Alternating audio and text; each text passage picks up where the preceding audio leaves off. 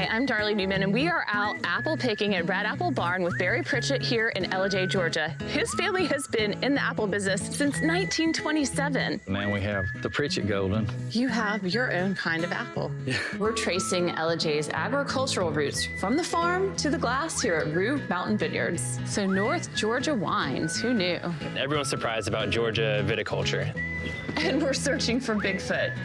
We're trying a locally loved Brunswick stew and some really good barbecue at the Pink Pig. That recipe was handed down to my grandfather from his grandfather. We're getting active and discovering a bike shop that's actually also a brewery. Cheers to that. Cheers. And we are out on the farm making new friends with a 4-day-old lamb here at Crest Creek's farm. Welcome to Travels with Darley in Georgia.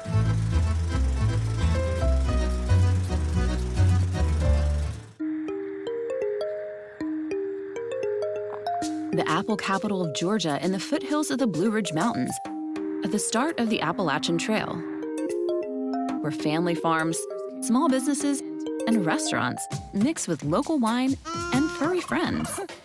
We're in Ellijay, Georgia, where searching for Bigfoot combines with big adventure on area trails. We'll find out why Ellijay is so great for growing apples and the significance behind Ellijay's agricultural roots. We're starting at Red Apple Barn, where owner Barry Pritchett gives apples a greater meaning through his multi-generational family farm. How many generations of your family have been in the apple business? 4. Wow. Yeah. 4 generations of apples. Yes. Yeah, we went from 3 varieties of apples to 24 in about 60 years. We have a lot of people tell us that the apples taste different here, and they're tasty. When people go in the orchard and pick an apple, they'll bite into it and it'll splatter all over their face. And they're like, wow, I didn't know that's what an apple tastes like. Just like to try apple cider donut. Of course, and some cider. Tasty. Nothing like getting them fresh from the farm. We get on Barry's tractor and head out to see the farm, where visitors can go apple picking. 45% of Gilmer County is in national forests, so there's several you pick farms here, not just apples, but apples and pumpkins and flowers. And this is the apple that my grandfather dug up on the side of the road in the late 70s. This little apple tree was pushed over, but it had apples all over it, and it turned out to be a really tasty apple. So he cut some wood off of it, grafted it to some rootstock, and so now we have the Pritchett Golden. You have your own kind of apple. Yeah. I love it. We've been growing these apples for about 50 years. Only here in Ellijay, right? Yes. Since 1936, 6 generations of the Penland family have been stewards of Penland's Apple House. This farm store sells apples, peaches, jarred goods, ciders, baked goods, and more. John Penland takes us behind the scenes. John, this is what you use to sort and grade the apples. That is correct. The pretty apples all show up right here, and then we sort them, bag them, fix them to market and sell. How do you decide which apples don't make the cut?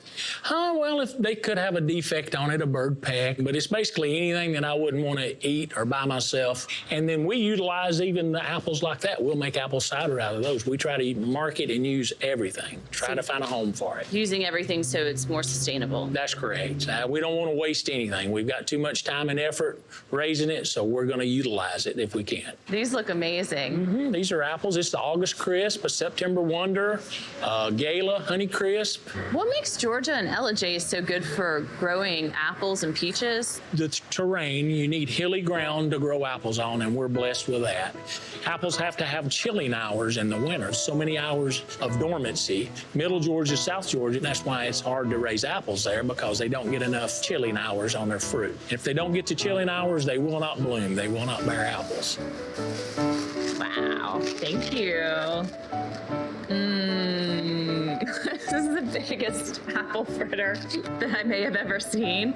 But one thing I love about coming to places like this, and this one especially, is that this is a sustainable farm, and we have this apple fritter made from the apples that didn't quite make the cut to be maybe in the apple basket, but I'm sure that it makes a pretty good apple fritter.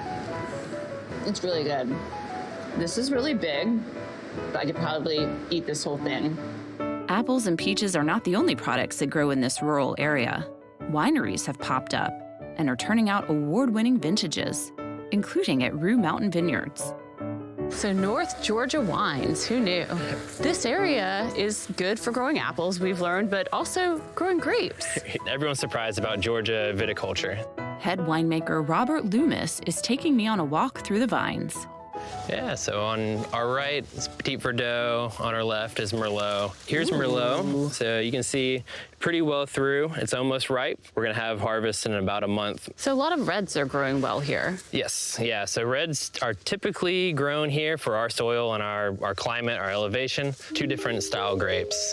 They both grow fantastic red wines. We head into the barrel room. It's nice and cool down here. Yeah, we keep it at 55 degrees year-round. We have geothermal wells here, and so we can use the Earth's cool temperature for our cooling. So very sustainable, helps our energy consumption tremendously. What other ways are you looking at sustainability and trying to incorporate it here at Rue Mountain Vineyards? From the start, we've always wanted to be sustainable in the aspect of saving bottles. It's available by bottle or by keg, but we try to keep most of our wines that are served here in the keg, so you can come in and enjoy wine straight off the tap. Bourbon's one of our blends. We have a few blends. I could smell the spiciness of this one right when I got it close to my nose. Yeah. But it's spicy but smooth. Exactly. What does it mean to have bird brain? So we like to keep it fun, and so this is a fun wine to drink. Cheers. Cheers. Again. Yeah, definitely. In the upper tasting room, Jennifer Grimmer shares how Rue Mountain Vineyards celebrates its agricultural roots and further works to be sustainable. First of all, the setting here, I feel like I've come to a scenic overlook. Yeah, it's beautiful. I mean, really, this property was picked for this purpose. You walk in and you just get the absolute drama of the Blue Ridge Mountains and just layer after layer of those ridges. So it's a killer view. You can't beat it. How did Rue Mountain Vineyards get its name? This was Cherokee land, and the rooster, the Cherokee really respected, and so there was that element to honor that history. There's also the fact that Gilmer County, #1 export is chickens, and so there's a way to honor the Gilmer County tradition of raising chickens and selling chickens. So when you look over the edge down there, there's a beautiful coop full of the owner's wonderful collection of various chickens. And so Rue, yeah, we are the apple capital of Georgia. So Rue is one of 2 wineries up here that decided to capitalize on that by making apple wine. Very curious to see what you think about our cooped up. Oh, I like this a lot. good? It reminds me of a cross between a wine and a cider. Yeah. So a fruit wine. It's a fruit wine, which some people can turn their nose up at, but it's dry, it's crisp. And the beautiful thing is the apples come from B.J. Reese Orchards, one of our longtime Gilmer County families. And so it's actually a sustainability thing because apples can be rescued from being bruised or being on the ground, and they can be turned into wonderful libations like our cooped up. So apple capital of Georgia, apple cider. This is our Bacchus, named after one of our beautiful Great Pyrenees dogs that are down there watching the sheep and the goats. This is great because you have wild nature, the farmland, and vineyards and winery right here in one place. We're only an hour and 20 minutes from Atlantis, and it's so precious. And then you get this too, which sign me up, you know? Cheers, my dear. Back in downtown Ellijay, Phoebe Cook has taken an old building and refurbished it into an Airbnb beside her garden shop.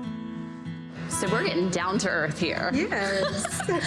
How did you decide to start this? I was in search of a place to open a garden center. This piece of property was available, and I saw the future. The building was built in the 50s. It was the first skating rink in Ellijay, and where the Airbnbs are was a restaurant. So people can come and be amongst the plants and stay in a skating rink. Yes. I mean, what more do you want? Travelers can come by and take home a piece of Ellijay nature. Yes. Well, I'm glad to see that your dream has risen and shined. Thank you. To see more of downtown, Chef Abbey Prieto, who has a number of restaurants, is the perfect local guide to give me insight into the diverse culinary scene in this mountain town. This is the shack, Asian fusion, noodles, poke bowls, Mexican, Korean, Chinese, and so we like to play with flavors. I think that's what sets us a little bit apart than everybody else. Chef Abbey grew up in Mexico and brings a fusion of flavors to Ellijay. The #1 seller, crazy crab. The rice is good and tender. The mango is very ripe. That is still that fusion, that flavor makes it even lighter because it's healthier for you. Well, Chef Abbey, you're like the perfect guide for downtown Ellijay. Just across the street, we head into a locally owned bakery, which Chef Abbey frequents. Thank you so much. Would you like a bite? I'll take one as well, please. So there's a real community of people supporting each other as small businesses here. You go to any wineries, I mean, you go to any restaurant, everybody knows you, the workers, the owners, everybody's super nice. Small town, big community. Oh, absolutely. We stroll past antique stores and other small shops to reach the center of downtown. This is like the main square. So this is what is considered the square. This is the actual downtown. Where Chef Abbey and I pop into her pizzeria for happy hour. Cheers. Cheers. Just 10 minutes down the road from Ellijay in Cherry Log, another female restaurateur, Sam Callahan, draws in local, loyal crowds to the Pink Pig. You grew up in this business. Yes, I did. This is all I know. I like, it ain't food if it ain't fried. Yeah. And like all these light fixtures I built out of just like old pieces of stuff out of my grandpa's barn. Oh, and cool. Like there's tons of stuff that was my grandparents', but then there's like a lot of stuff that I've added too. A must-try here is Brunswick stew. The Brunswick stew is one of our most unique recipes. That recipe was handed down to my grandfather from his grandfather. It was very like rural Appalachia up here, very poor area. And back then they were actually cooking it with squirrel, bear, whatever they were hunting. So they started making stew with leftovers. So if they had corn left over, potatoes left over, onions left over, and any meats, they're just kind of throwing them together and then simmering them in any kind of cast iron, because cast iron is going to give you that even heat and you're going to be able to simmer it for a long time to thicken it. What is in this? Am I having squirrel today? Today, you're not having squirrel or bear. Okay. You're having pig. Okay. So you're having the Pink Pig. You're having some pork in there, and you're having some beef. That pork has cooked anywhere from 12 to 16 hours. Wow. Our stew cooks for 6 hours. So if you really take that into an account, you've got a 20-hour project going here. Okay, I gotta try this. So, what do you think? I like the tomato flavor, and the corn makes it pop. Yes. It's very savory, but a little sweet, too. A little sweet. There's a little sweetness in there. It's really good. Yeah. And another thing about Brunswick stew that made it so popular in these mountains is it was an entire meal. That Just is a right meal. there. It's a Yeah. meal. You've got your vegetables, you've got your meat, and it's thick enough that it's almost like a starch in a way. This is a meal that has been made with a lot of time, care, a Yes. legacy of family recipes, and love. And lots of love. Aw, Yes, because we that's- are all about love. I love it. Many people who come to stay and play in Ellijay rent cabins, and larger groups may opt to stay together in lodges like the lodge at Walnut Grove. Heidi George introduces me to their lodge before a hike on area trails. Heidi, give me the lay of the lodge here. First of all, the vision of Walnut Grove was to create a retreat. We have Tails Creek that runs all along our property. There's 265 beautiful, breathtaking acres out here with plenty of hiking trails. So everything you could want, including farm fresh eggs. They're farm fresh, organic from our own chickens, and we collect those the morning of our guest arrival. They can have fresh eggs in the morning. Oh my God. Bougie sort of chicken. Bougie chickens. And this is where we get our fresh farm eggs. So this is Tails Creek, and it runs the whole length of the property. Now this opens up into a walnut grove. So how the property got named. There you go, Yeah. Walnut Grove. There's 4 different trails ranging from 3/4 of a mile to 2 miles. We're hiking up to a high point to survey the property. The Eagle's Nest view. Here we go. We have arrived. That hike wasn't so bad, was it? No, it's nice. And then we can see the view. It's a beautiful valley here, and you look out and you see the mountains in the distance. No, it's so nice to be able to get to places like this where you can take a breath and you can look out at nature. Unplug. Unplug. It's a nice place to unplug. One of the most popular attractions in the Ellijay area is Expedition Bigfoot, the Sasquatch Museum. So we are going to be interviewing an expert on Bigfoot, but first we're gonna see this museum, which there's also a research library, and supposedly they have the largest collection of permanent displays of the actual footprints of Bigfoot, or maybe many big feet. And they are large. So this is interesting, and I guess it makes sense. You know, Bigfoot often found in the woods, and here we have a lot of forest, and also at the start of the Appalachian Trail, which, as you can see, we've had a lot of sightings along the Appalachian Trail. David Becerra, the owner of Expedition Bigfoot, moved here from Florida and started this museum with his wife because of his personal experiences with Bigfoot. What makes this part of Georgia a potentially good area for finding Bigfoot? You can walk out of any cabin and you're in Bigfoot territory. Anything north of Atlanta, all the way to, say, Asheville is Bigfoot territory. This is wild. Look at all the Bigfoot sightings in this area, which is interesting. We think of Bigfoot in the Pacific Northwest, but he's been seen a lot here. A lot of people think Bigfoot's just a wild man, but what it really is a wild giant. And they're so big that it reboots your whole brain. It's very terrifying to see something that big. This is sort of interesting. It's looking at the cast of footprints that they've apparently found in different places, correlating the height and weight of Bigfoot to the feet. He could be as big as over 1,000 pounds. That's a big, big, big, big Bigfoot. It's pretty big. Our mission here is to collect as many stories and data as we can that we share. And I think that's probably one of the neatest parts of doing this is from all the different kind of people that we get to meet. Whether you believe that Bigfoot exists or not, this museum is an interesting stop in this part of woodsy, rural Georgia.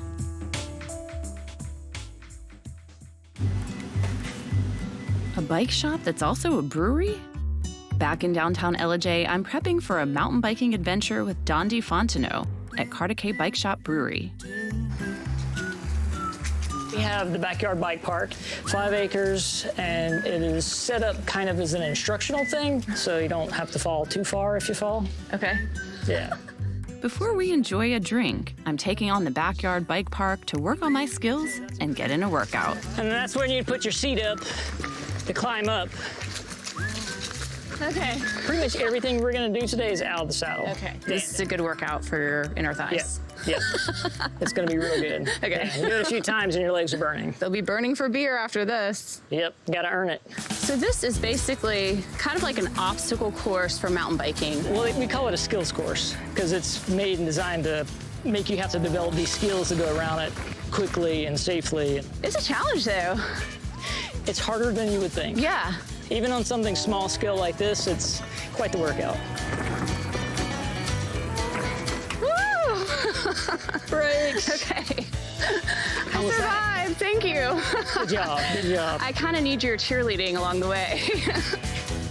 All right, is that my blackberry wheat? That's your blackberry wheat.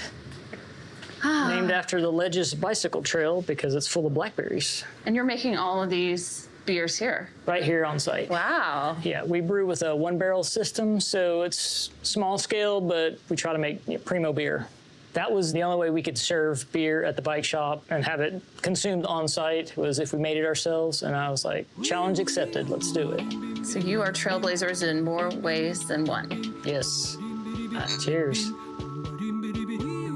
For more apple vibes at a women-owned distillery, I'm meeting Caroline Porcil at House of Applejay, which specializes in vodka and liqueurs. So this is our production floor space here. And over here at the site, you have our beautiful handmade still from Müller in Germany. Beautiful. Yes. A piece of your German culture right here in Ellijay, Georgia. When I came, I really quickly realized not only the beauty of the nature here, but also how good the water is that we have.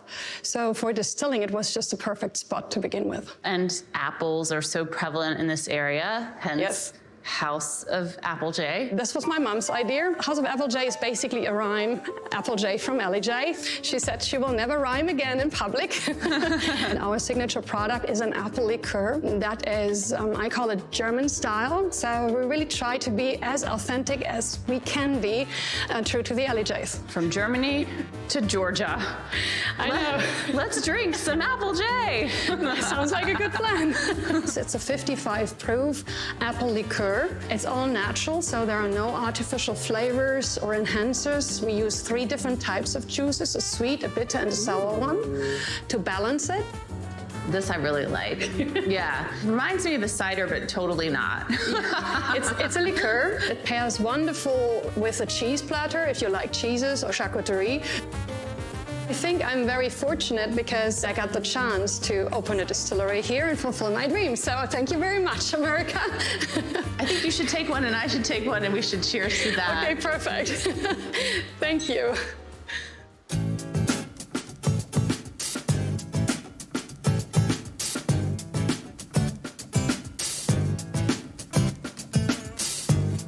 Mindy and Lee Forbes moved to Ellijay from Florida with their son Hayden, who dreamed of running a farm.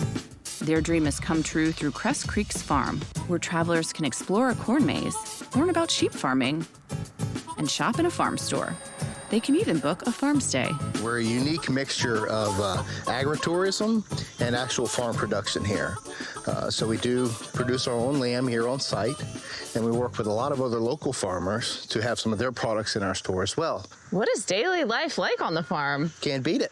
Big changes from where we were in Florida originally. We actually came up here first, like many others, on a vacation. So you came on vacation and you said, I think I'm going to move here and start a farm. Honestly, it was after our first trip that we made the decision, and it took about 5 years of work to get up here. It's wonderful to have a little bit of space, and you can actually make it work. So we've proven that it's possible.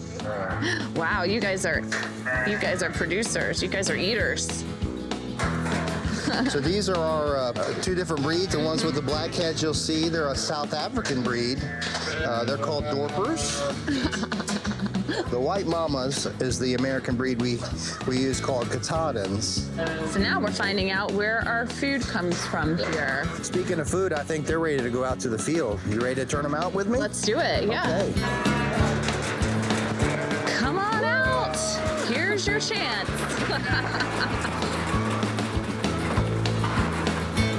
Look at him run.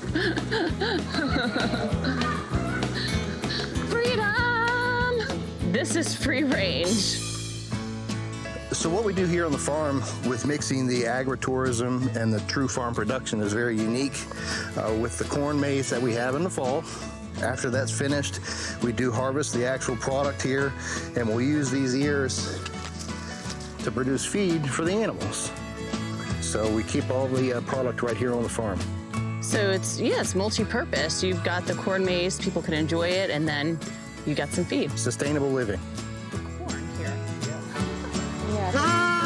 So this is our newest baby. She's about 4 days old. She's so chatty. This was her first time being a couple steps away from her mama. She's not camera shy. No, not at all. Yeah. So you come back some mornings and you'll have your life here. Yeah, that's the beauty that the mothers do a great job of lambing by themselves. So often we'll show up in the morning and there's a new surprise ready for us. Yeah. Okay. You got it. Oh, look at his little baby. Aww. Definitely worth the trip, right? Yeah. You're so cute. We've had a great time getting to know the locals here in Ellijay, Georgia, who've introduced us to history, culture, adventure, and some really good food along the way. I love coming to places that aren't on everyone's radar, and we found some true hidden gems here in Ellijay. That's what we do on Travels with Darley, and we thank you so much for joining us here in Georgia. Welcome to Travels with Darley in Ellijay. I said Darla. Darley. Okay. Bob, this is the first one. Bob, we're at an apple farm. Blue Darley. Yay! I drank too soon. It was okay. awkward. We can do it again. Welcome to Travels with Darley. You're so good at that. Like it? Want another one? I love it.